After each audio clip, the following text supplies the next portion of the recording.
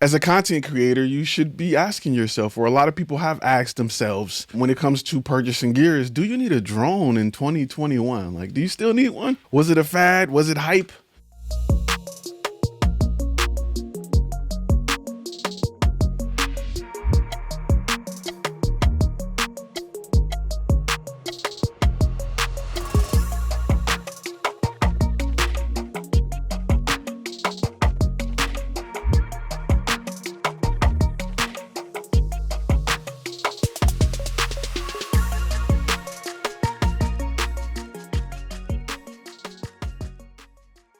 What's really good, if this is your first time on this channel is designed for content creators like yourself that want to turn their passion into profit. If you want to learn how to make your grandmother's skin look clearer, this is not the place for it. But if you want to learn how to let your current camera gear pay for the next camera you want to buy, this is definitely the spot. Today we're talking about some simple things, right? Really simple. Drones, right? They've been crazy for the past like 3 to 5 years, just taking off. Like ever since, I want to say maybe like the Phantom 3, every content creator's been jumping on it. And the Phantom 2 was cool, but you had to add the GoPro and you didn't know what you were getting. But the Phantom 3 was a little bit better because it had a camera. You can see what you're shooting. It allowed you to get more cinematic shots. And it was actually a really good camera. It was a really, really good camera. I bought a Phantom 3 and I still have it. I need to get some new blades for it. I got a few other drones that I use, but today I want to talk about it.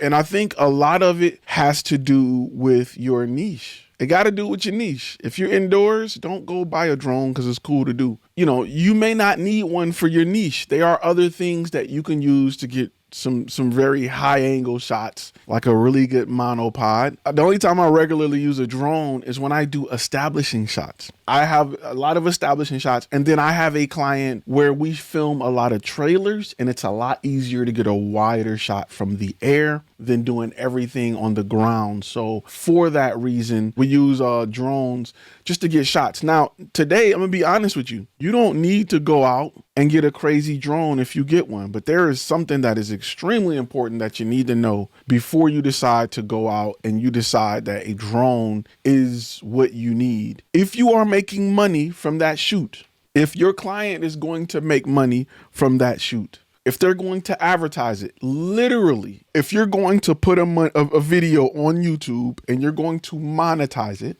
you're making money from it. You're no longer a hobbyist.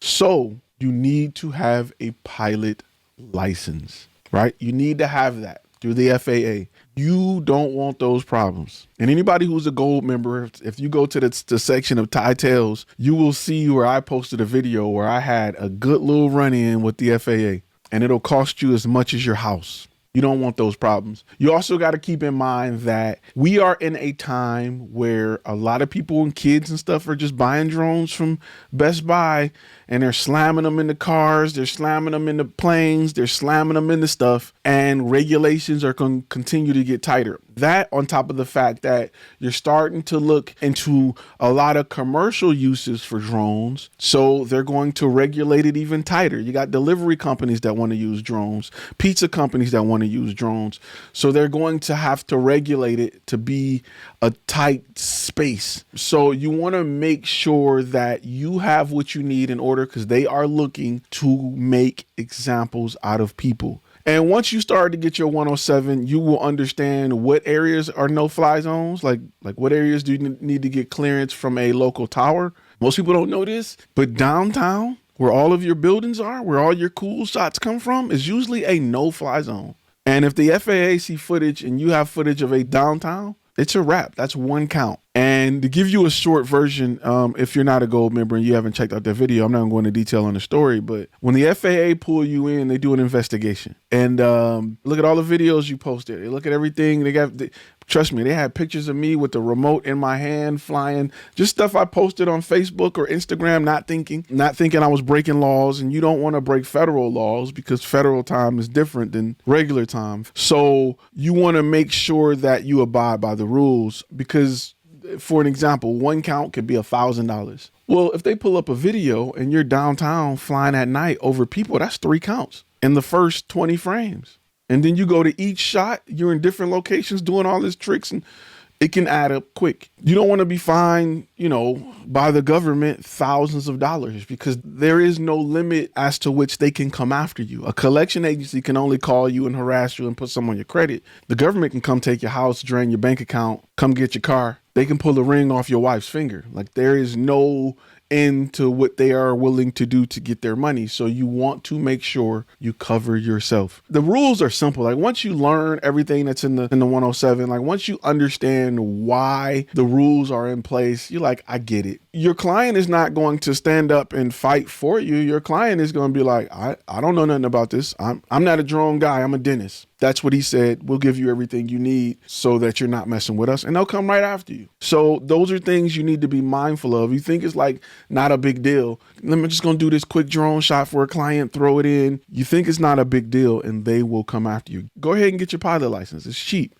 It's $100. It can save you thousands. Those are things that if you're in business, you don't want to build your business up. You've been doing drone shots for 2 years, chilling, everything's working perfectly. You finally get it where you got clients coming in, things are working, you got your business bank accounts, you're making money, you're living good, you're finally able to provide for your family. And then you get a letter from the FAA saying that you're under investigation. You get a call from agents saying, we need to meet you. When can you come down to the station? I've been in the office with them, and they'll have the big screen and they'll be like, all right, let's start with the first video. And we'll be 2 minutes in and they're like, all right, count 64. You are flying during the air show. Yeah, you posted a video on Facebook. And I'm like, that's not even available to the public. Well, we know you posted a video on Facebook last Tuesday. Yada, yada, yada. You know what I'm saying? You like, whoa, like they have access to it. So don't think that they don't. It's a couple $100 that'll save you thousands. Plus, it'll help you close more deals if you're competing against someone who's not licensed, who are not insured.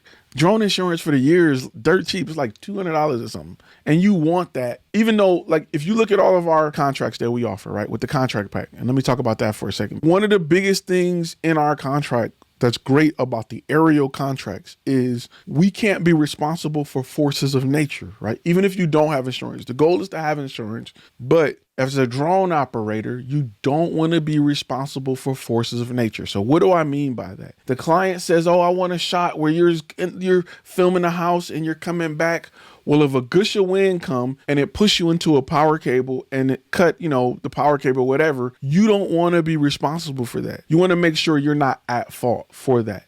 Because if you're at fault, they can push all of the payment on you. If you both agree that I am not at fault for acts of nature, then we can maybe split the cost, or my insurance company can cover my half, your homeowners can cover your half, or whatever. But you don't want to be at fault for that. Especially if you're doing first person view drone work where you're flying through stuff and all around. Now, if they go back and look at the footage and you clip something, that's cool. But there's been times where we film stuff in heavy wind. And if you're flying a Mavic or anything smaller than a Phantom, it's going to just blow that little drone everywhere. Like, sometimes you got to put it in sport mode to keep up. You fighting winds. That is why those contracts are so important if you're in drone. And honestly, I got that from my experiences and working with other drone pilots on understanding what are you guys running into in the field.